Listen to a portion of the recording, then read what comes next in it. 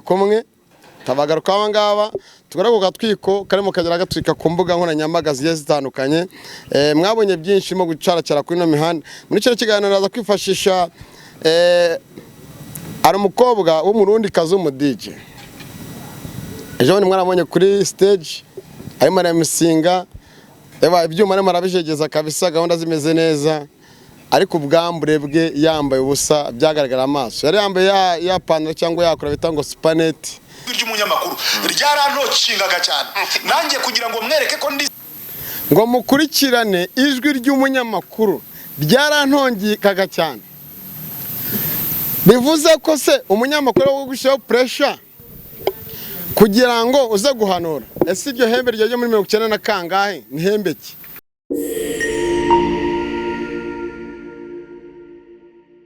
Yes, nyangusuza kenezere ko umeze neza uri wose mu cyo gitandukanye, urasirazuba irengerazuba, mu gepfo, amajyaruguru. Of course munye nitwa Chekechua isiaka ndetse n'abana ukina n'abanyeshuri atandukanye mu bice bitandukanye.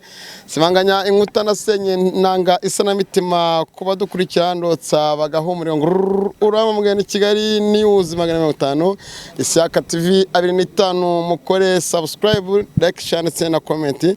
Nizera ko mumeze neza abari mu Rwanda rw'imisozi igihumbi, nizera ko mumeze neza ingabo z'igihugu Rwanda Defense Force, nizera ko namwe abahawe ikiruhuko kizabukuru ingabo z'igihugu mumeze neza.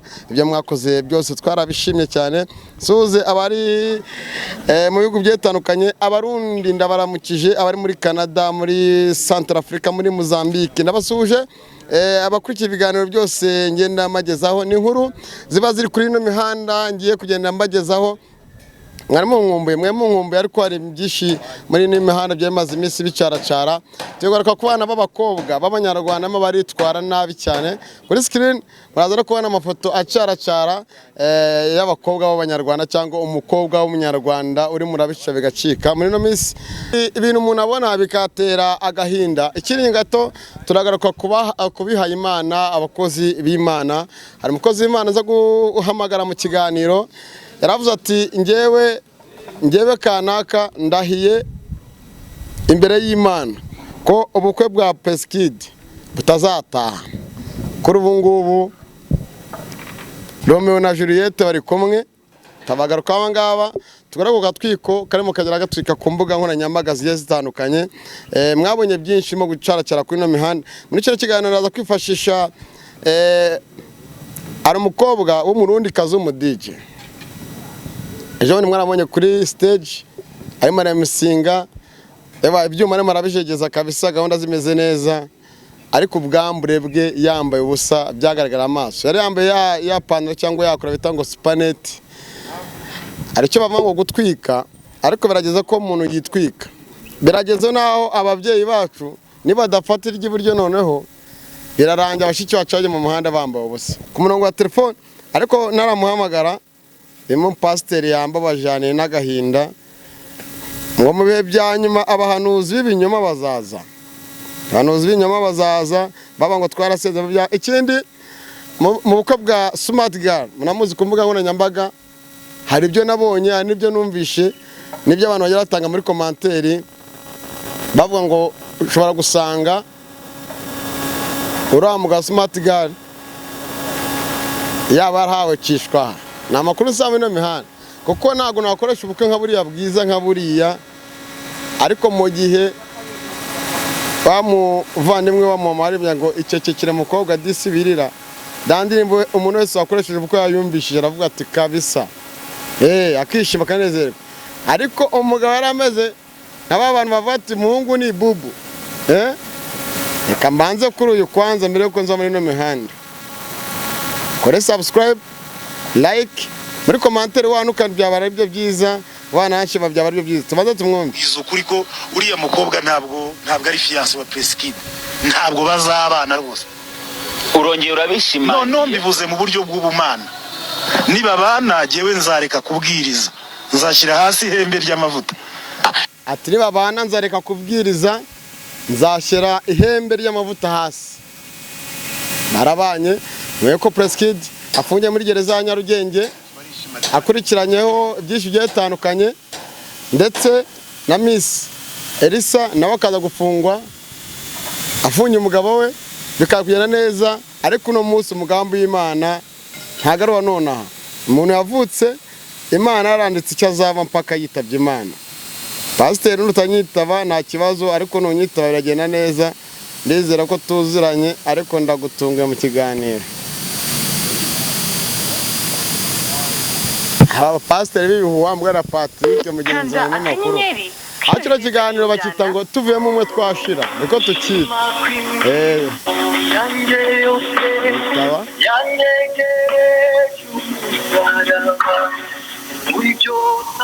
Numero yanjye barayitinya shaho. Ni pastor kamema muzuminga batanga ngo ndihamagara. Zuminga fresh nizera ko mumuzi. Ora urajya hara ngo basenze ngo beretswe. Na Pastor Claude naramuga ati Pastor Claude. Utu twiko mwagiye mugatwi yongwe yaza asaba imbabazi. Ariko nawe ndabizeza ko ari kanda akanyenyeri kyohereza injana. Numero yanjye barayitinya rega. Nuko nakora mu nzego nazasaba ya numero itagaragara prevent. Umwajya muri tabatu. Wanga kugira icyo niwanga kwitaba ndaprenga indi jambo wavuze ariyo ndi comment. Kano nyamuhamagare aba bahanuzi b'ibinyoma koko. Aba bantu bajya hirya ariko namenyaga twiko. Wa shimire wa mugabo waje kwidera pakara bati ntago mbisubiramo. Nakoze ikiganiro mugira inama batiwe mu minsi mikeye. Nukomeza ibingu uzisanga habi. Mugira inama wabireka. Yarabiretse. Abandi rero namwe murumva mutima mucyo mu rutiba ugomba kumva. Okay. Uretse wumva ibyo yatangaje noneho nyuma nuko bukimara kuba yatangaje ibingibi. Uzumva igihuha. Ayi gutya bijyanye n'intambara banyuzemo bamwe. Okay, uretse gutya.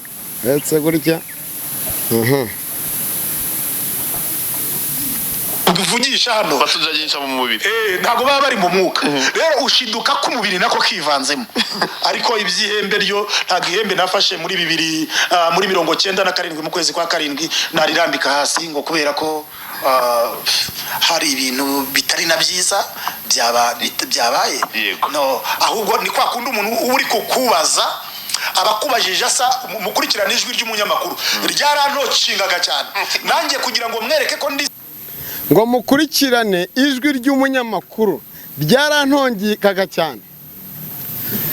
Bivuze ko se umunyamakuru wo gushyiraho pressure kugira ngo uze guhanura. Ese iryo hembe ryo muri 90 na kangahe ni hembe ki? Kugira ihembe wa mugane waba bapfumu birirwa bavuga ko bakora ibyo bakora kandi bamwe bakabikora byanyabyo. Nabonye nabamwe bajya batandukanye baragiye mu makampanya ajya atandukanye. Ese bakozi b'Imana inama muragiye nimukomeza kuzituburira turabyita gute? Muvandimwe rero ndakwibuka kuri twati muri cya hafi uri muri ahantu ritwa ngo ende uramwibuka Samantha ubu bari hehe?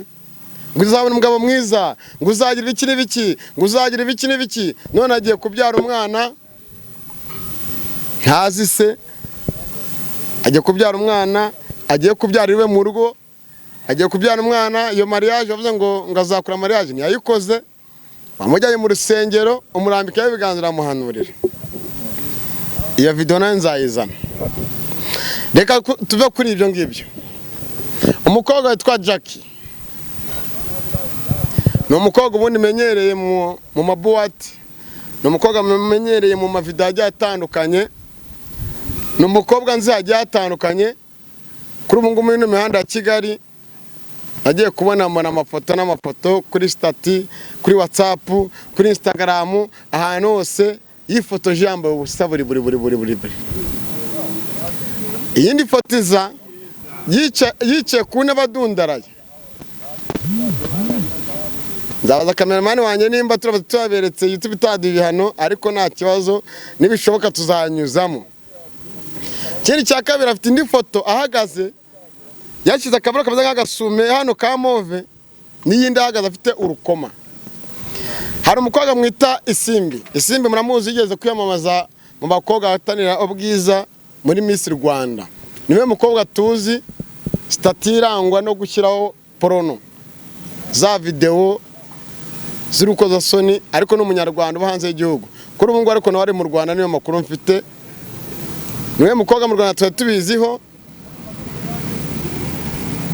Jacky nakugira inama warambwiye ati isiaka ndaje noneho nkutemo nyine porono mite nkutamo noneho gene biyahure. Muri komateri umuntu araza kujyamo avuga uko abishaka atanga igitekerezo wenda avuga ati isiaka ntabwo bikureba yego n'ibindi ariko navuze babyumvishije. Abakobwa rero bashiki bacu ejo uzashaka umugabo ejo uzabyara hungu na kobwa.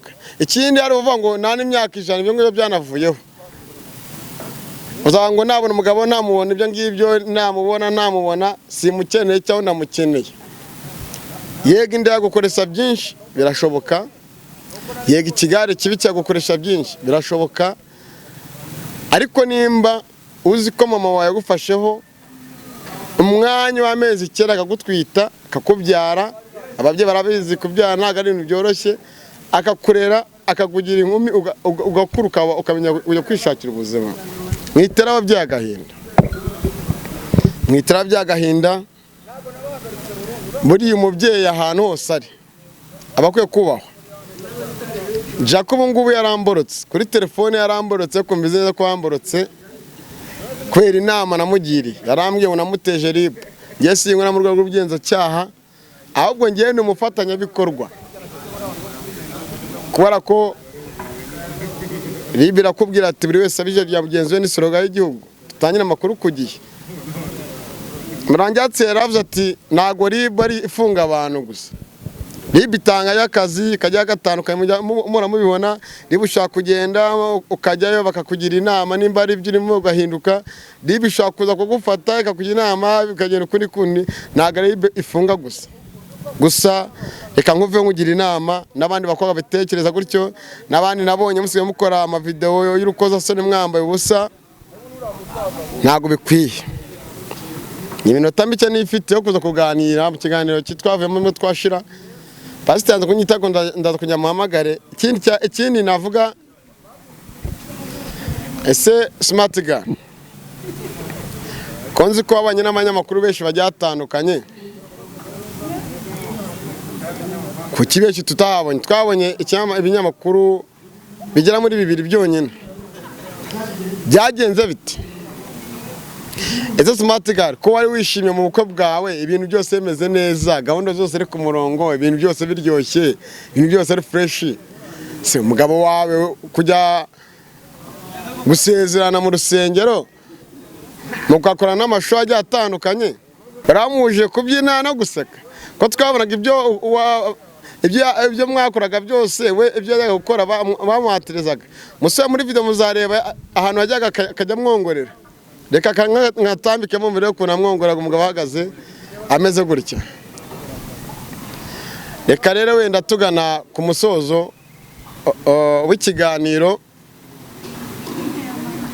Inama ni nziza, ibitekerezo ni byiza, kandi buryo ugize amahirwe wajya ugira iki wo kugira inama. Nta mutwe umwe wigira inama kuko umutwe umwe wigira inama yo gusara. Babashiki bacu operasiyo zirimo ziraza ngewe uzandaka ntago ngiwe nubwo wanzanye kuri YouTube. Yesu ashimwe umukozi w'Imana. Halo. Ariko nakuzi byagize ibyo wenda kwenda we neza. Twebwe turebe ibyacu tumenye ngo mugenzi wacu yagiye tumusabye aho Imana ikomeze imwongeze ugiye natwe. Pastor mu rusengero byo nashaka kugira ngo mwumvishe niyo mpamvu yaranze kunyitaba ariko umunsi azanyitaba ndetse nananyitaba navuye muri cyo kiganijwe nzarenyuzamo aba bahanuzi rebe ibinyoma preskede ngo bizagenda bite. Nagiye kubona mona bananuza Pastor Claude igihe kimwe aravuga ati ndimba ati najya amageragere ikamba bwa Apotre n'Pastor nzarivamo ndimba ati se byagenze bite Imana niyo yabikoze neza ese Pastor kaje nabonye kwa Sarongo wambaye karuvati umukozi w'Imana ajya mu bintu by'abapfumu ariko ari mariage cyo kiganiro cyanjye buri kimwe cyose nzangira nyibagezaho mwe munkumba ubunaje buri munsi ariko ibi bintu bera muri no mihanda abantu badukurikira mwe mujye muri ya show kuko ino mihanda abakozi b'Imana barayanduje ntago ari bose ino mihanda ariko nshimire leta y'u Rwanda ubu ngubu abakobwa bararaga mu tubari wapi nabaraga mu mabuwate wapi gahunda ni saa 6 saa 7 twari twafunze reka mashimire mukomeze mukore subscribe kuri Kigali News 25 ibiganiro byo ni buri munsi ni buri saha nimba ari nakomerekeje kwa nyene umwamazi birakira nimba kandi nakugira inama kumva ari sawa ubivemo nandi kubona umuvandimwe wanjye Patrick Entertainer na Musuzari hose tugira inama wa muvandimwe nahoze mvuga ati urasubiramo ntago nsubiramo twamugira inama yameshe kamwe byagenze neza Imana bagirire neza